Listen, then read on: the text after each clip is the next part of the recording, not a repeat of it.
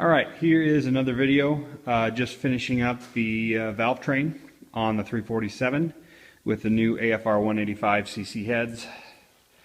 So what I want to show you guys, this side's all done over here. I've already tightened down the poly locks and their set screws. These are PRW, as you guys can see. They are PRW, if it'll focus for me, 7/16 studs on 1.7 ratio. And those are same, true for intake and exhaust. Sometimes they are split ratios, but these are the same. I was waiting on my push rods that I measured with my fancy trick flow push rod checker last time. And I had a dial indicator here that or a side caliper, I'm sorry, that goes that far. I was able to measure that. Because unless you buy a more expensive comp push rod, they don't actually have a measuring device built into the adjustable push rod itself. So anyway, these turned out to be, let me just show you. These are from Trend Performance, and they laser etch anything you want on there. So I put on it, I had them laser etch Turbo 347, and that is the wall thickness and the length. So it turned out to be 6.375. To get the correct geometry that I was looking for with these rockers on that sweep across that valve. And let me show you, not that it matters, but hey, isn't that pretty cool? They inscribe them for you. These are a one-piece 4130 hardened. Some people have different theories on one pieces, that they need to be different, they need to be separate based on the metallurgy, because they do different things. But these guys have had really good reviews, so they're about $105 for the set of push rods. Not bad. Anyway, so what I want to show you here is I just installed these for the whole motor, and then what I did is I put a little bit of preload. I set each cylinder in the correct way. I'll explain that in a second. But I set a half turn of preload on the 7/16 by 20. I think it's 20 turns per inch. So I give it a half turn preload on the lifter. And what that essentially means is when, for example, if this is on top dead center, this is one cylinder here, each set is a cylinder. If this is on top dead center, I rotate the engine and I watch the lifters, and you can see what the valve, or what the cylinders, what part of the four compression, 4-cycle engine it's in. You have squeeze bang, or suck squeeze bang blow, as you guys probably have heard before. So you can tell what port's doing what, and you get these where you want them, and you make sure the key thing I'm talking about here is it's got to be on the base circle of the cam when you set your preload on your hydraulic lifter. And these are roller hydraulic lifters, stock from Ford. So when you ensure that you're on the base circle on either the intake or the exhaust, you can then set the preload on the lifter. And what that is you tighten down this not the set screw, but the adjuster nut, until you can kind of rock the pusher up and down. You can see the plate going down.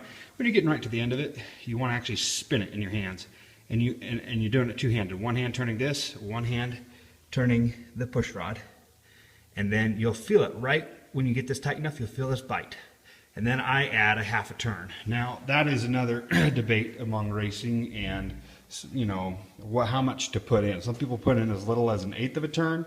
Some people will put a whole turn in. I run about a half turn. The dangers, if you run too little, so say I only put 1/8 or 1/16 of a turn in, chances are it'll be noisy. And noisy would mean that the push rod's walking around, clacking a little bit, not enough preload on the lifter, because as you can tell on the lifter down here, they have a little C-clip. I don't know if it'll focus on that with the light, but yeah, the C-clip, the plunger in the hydraulic lifter needs to be set up against the C-clip when you start, and then you're trying to depress that. And so if you don't have enough depression, like for example about 20 thousandths or so, the hydraulic pressure, when it comes up, it'll come all the way up against the C-clip, and if you still have play, you're going to hear this thing rattling around in there and making noise on the valve tip and everything else. So you want to have some lifter preload. Too much, if the lifter pumps up, it'll leave the valve off the seat, and that causes all kinds of other problems. You could potentially tag a valve with a piston or overheat a valve and burn it, because it's very critical for an exhaust valve to physically touch the seat to release heat into the cylinder head. But anyway, so I have always used a half turn and had good results with that. So anyway, what I want to show you here is this is just dry erase marker, and you can see the pattern. I color the tips of the valves with the dry erase, and you can see it's at that pushrod length, 6.375. I've achieved a really neutral, centered, and even better, a narrow sweep across the valve tip. Now some of these didn't come out as clear, and that's because I was fiddling with it and I rocked the pusher arm and it smudged it or whatever. But you can see the idea here. We're looking to center the valve, or I'm sorry, the rocker arm roller on the valve. And I found with a half turn of preload, which is what I like, with these length push rods, using a checking push rod like I showed you over there, I was able to determine I wanted a 6375 push rod. Now what's interesting with these push rods, if you actually measure the push rods, and I'll just throw this out there, it's not a big deal, but these push rods, they're 6375 effective length. Because when you're measuring with the tool I use, which is a sliding digital caliper, you're going to hit the flat spots here. There's little flat spots. Let me see if it'll focus. Little flat spots right there for the oiling holes. Okay, if you can imagine, the radius of this ball would continue around, but because there's a milled spot for the oiling hole, you actually don't get the full length. So if you were to measure these, they're 6375, but their effective length is like, I'm sorry, the effective length is 6375, but their full radius length is like 392. I'm sorry, 6392. Doesn't matter, because if you can imagine, that would project into the cup of either the lifter or into the rocker arm itself. So it's all the same. But anyway, I just want to point that out. That's probably more confusing than anything to some of you. But at that point, you're pretty close anyway. It's pretty not important. You'd probably be fine if you didn't worry about effective length, if you just measured it as it was. But anyway, so that side's all done. Their set screws are touched down. Again, these are the 58cc AFR 185s. These have effectively raised the compression of this motor. It was a 9-to-1 motor with the 64cc SVOY 303 heads on it, and these are 58cc's. These will bring it up to about 9.6-to-1. But since we're adding water methanol injection on this, it's not going to matter. It'll still run where I want it to. Bringing up the static compression ratio will improve off boost performance. It'll give it a little bit of a bump where it was a little more sluggish under the curve before the turbo spooled. So I'm kind of excited about having a little bit more just drivability power off boost. But the fact that I'm going to run, I have an AEM. I didn't go with snow. I went back and forth, but I went with an AEM. I think it's stage 2. I think it's what it is. I'm running twin nozzles, or twin injectors to fog this, and I'm going to probably set it. I mean, I know there's more than just setting it, but I'm going to start around 4 psi, rolling in. When it hits 4 psi, I'll start rolling in water meth on this thing. But anyway, this geometry will be so much quieter, I'm convinced, based on the old pedestal setup, where only way you had to adjust the geometry was shimming the pedestals or changing pushrod length a little bit. But I'm pretty excited that this is going to be quiet. It's going to make a piss load more power. I can only imagine these heads are just going to rip. I did some extensive intake porting over here to port match. I'm not necessarily trying to hollow the whole thing out, but you probably can't see very well. But and that's just a gasket, piece of gasket on there still. But I got to put this through the dishwasher. My wife will love me because there's still fine aluminum powder in here. But I've hogged these ports out to port matched, and actually did the same on my turbo manifolds too. I hogged them out a little bit because they're a little narrow. These on 3s aren't designed for much more stock size E7 heads, I think. So I opened up each one of these and made a nice transition. Even though it might be restricting as it goes down a little bit, I didn't want it to hit a wall, so I smoothed it all, and the pressure is going to build anyway behind the turbo as it stacks up. But on a naturally aspirated motor, you definitely want those opening up as quick as possible to get that to flow out of the motor. But in this setup, I'm not so concerned. I just want it to be smooth so that it doesn't hit a wall, like I said, make a lot of turbulence. One other problem I had, just so anybody that wants to know, stock Ford heads, they can run a 1-inch header bolt under the flange of the nut, and AFRs are only go about 3/4 deep. I still bought the 1-inch. These are stage 8 bolts, are fantastic, by the way. The 1-inch is too deep, and you'll bottom out and you won't get a crush on it, and you'll strip threads out if you keep going. So I mic'd it, I ground one down slowly until I got the crush that I wanted, and then I mic'd each one as I ground it down and carefully unthreaded it. And these are stage 8 locking fasteners. If you can see, let me see if I'll focus up. Come on, focus for me here. Anyway, the bolt itself has a cut in the middle of it, and you put a little stacking washer, or that big thing, it locks itself on the header right there. It turns down and locks on the header. Then you put a C-clip on the outside. There's zero chance of these things turning out, which I had lots of problems with when I first started doing this turbo stuff. The weight of the turbo manifold would always make these things walk out, blow the gasket. It was a mess. And then last time I got so lazy, I actually tack welded the header bolts to the flange, and so I had to carefully cut all those off, and you can see a little polish right there where I ground off the tack weld from the old bolt. But that's not the way to do it, because the only way to get the headers off at that point was when I pulled the motor. So I had to pull the motor to get these off and break the tack weld. So, but anyway, these will allow me to remove it in the car if I ever need to. They're just a better fastener. They're about 60 bucks from Summit. But again, money well spent. Man, my camera keeps going out of focus. So again, this turbo is going to get changed too. Not right off the bat, but I know that this turbo, I am maxing this turbo out for a 70 millimeter.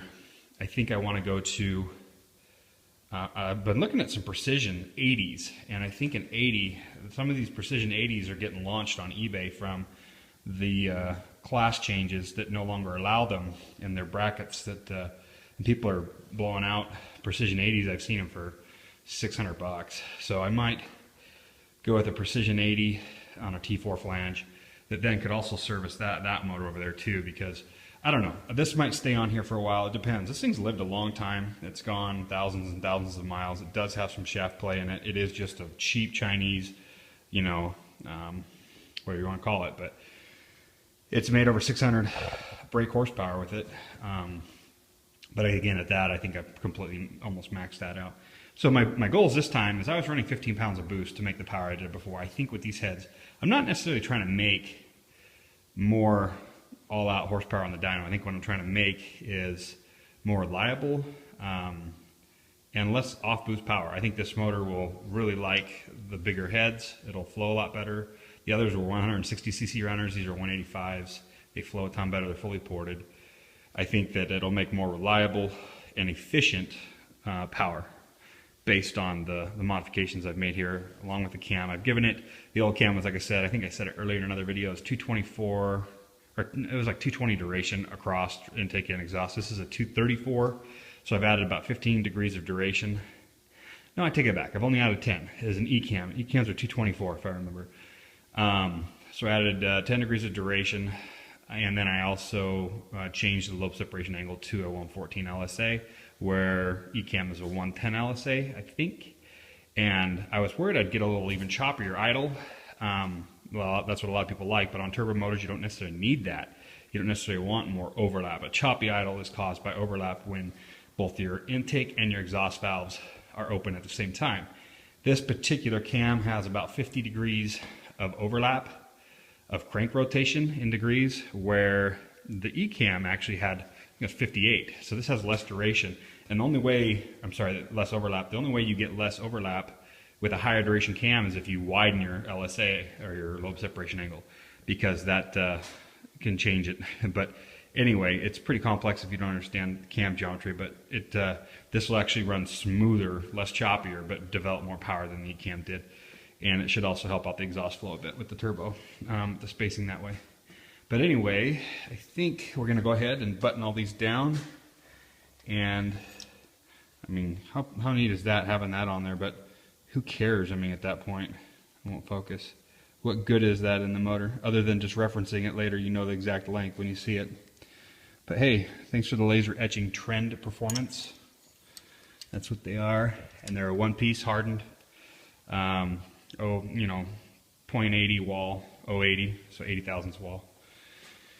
And you guys may have noticed these heads do not come with 7/16 studs. Those ones do, the 220 Renegades, and I stole them off of there and plugged them right into here. And I am not a fan of these adjustable guide plates, but they were a pain in the butt to get them to set, to get the push rods. Well, you tighten it and then it'd move. That was the problem. You get it set and you'd go to tighten it and then it would shift it and you have to, anyway. I actually ended up breaking one. Thanks AFR. One of their, just torquing it down 3 or 4 times, it was done with it and it just exploded. But I had extras, and I had extras from that motor there. I'm not using studs on those at all. Those are going to be, like I said earlier, I think Jessel or T&D, I think is the company, shaft mount. So I'm not even, if anybody needs a set of 3/8 studs, they came out of this one. I've got some ARP 3/8s that I'll be putting on eBay, it looks like, pretty soon. Anyway, this is getting to be a long video, but I'm excited. I'm going to check now. I'm going to set this one up here, get their preload on the lifters correct, and I've been dunking these in oil in the oil bath bin over there, that cut down little Chevron oil container, and then we'll put them on. And I'm going to check valve cover fitment. This is going to be really interesting if I run these trick flows again. So I'll have trick flows sitting on AFRs. Oh well, I guess they were trick flows. Covers sitting on Fords before, so what does it matter? But at any rate, hopefully that will fit the clearance needed, and we'll start buttoning up the hatch and get it back in there. Thank you guys.